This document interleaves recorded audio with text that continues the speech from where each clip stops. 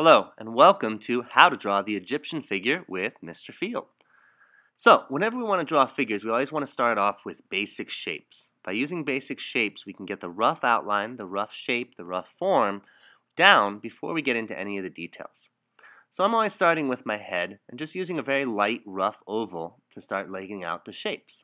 Now, my head and my body are the first couple things that I'm going to place in here. Using the head as kind of my basic size and basic proportion for the rest of my design. The upper part of the body is about 2 to 3 heads tall. The legs are about a head and a half tall. And I'm usually trying to break these into basic shapes like rectangular shapes you can see right here. Just by clipping these things together, I can start to form and make that basic body shape.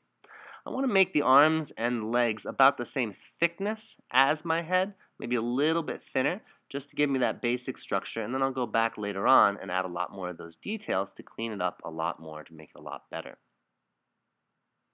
Now as I finish up the body here, you can see those basic shapes laid out and just my rough figure. This is always what I start off with before I get into any of those details or add any of those extra things to my design. Now, I'm going to switch off to the side here to be able to show a better detailed view of how to create the actual face. Now, the ancient Egyptians would always draw the face in profile, but show the eyes as well as the shoulders from the front view. So I'm doing the rule of halves that we learned last year, and I'm laying out the basic shapes of my face. You see, I separated halfway for the eye line, and now I'm drawing the line down for the chin. You'll see this is kind of a square shape before I actually draw in my lines for my nose and my mouth. Remember the rule of halves. Halfway between the eye and the chin is the nose. Halfway between the nose and the chin is the mouth. I draw a little triangle out for my nose and then sort of little curved shapes for my lips. Now this is a trick that I have to trick myself on, but whenever I draw the Egyptian style, I need to draw the eye from the front. A very symbolic design for the eye as opposed to the sort of realistic view we might think of today. I can put a few little details into my face, erase some of those edge lines that I used to just get the basic structure down, before I add in any more of those details. Now I want to find that halfway point for the vertical so I can determine where the ear should be. The ear should go from about the top of your eyebrow to the bottom of your nose. A trick that I learned is it's basically just sort of a question mark shape that I'm going to trace in there. Now I'm going to place in my hair. Again, I want to think always as my hair as just a basic rough shape first before I get into any of those details about it, just defining where it might actually be. I always want to think of the hair as a separate object. Think of Lego people. You actually want it to hem off the edge of your scalp, off the edge of the head, not be totally flat with the head. Kind of shrinks it down a little bit. So I did that basic detail there, and now I'm just going to rush along and create that same detail on my larger body, the larger face there, and just making sure that I'm honoring those same things of the rule of halves. I don't want my eye to be too far up on the head, and I want to make sure that I'm evenly working with that proportion. Even though the ancient Egyptians liked having the face from the side and the eyes from the front, they do still have that proportion down within all of their designs, and we want to make sure that we honor that within our own designs as well. Again, trying to lay out those basic rough things for my hair before I actually put it in as an object.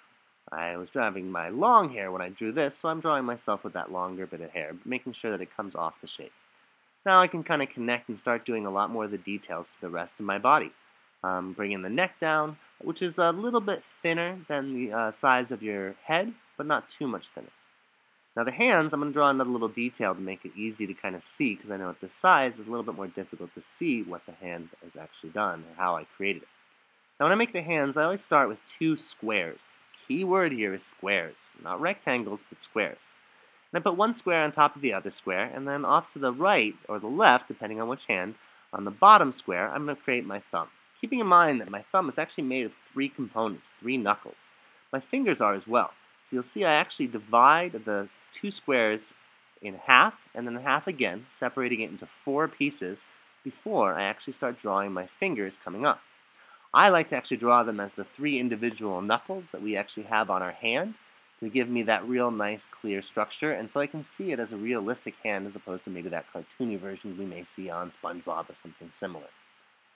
Now I go back in and put some of those details in, and I want my wrist to be a little bit thinner than that actual square. You'll see with my rough sketches here, I'm actually just matching it exactly with the way that my arm thickness is.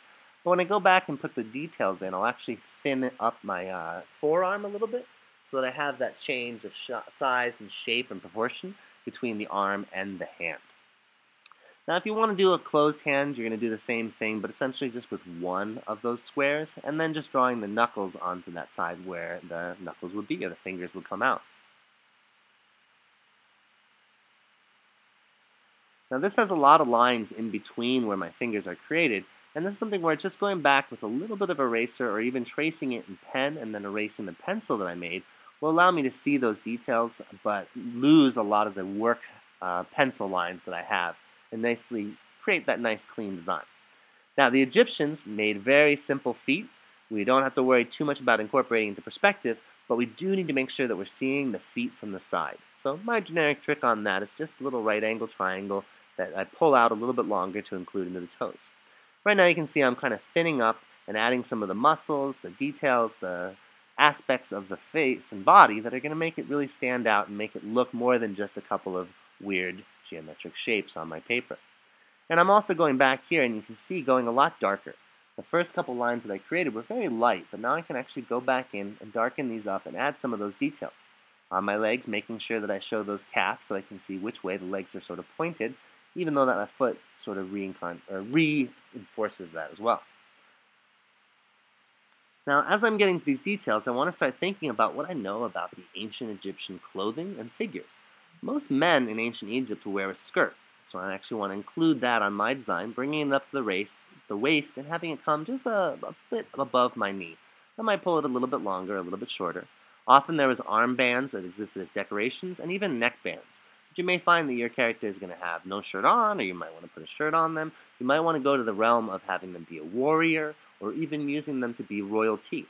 You could incorporate a lot of aspects of what you guys have learned in your history class into this design and into the details that you're adding here.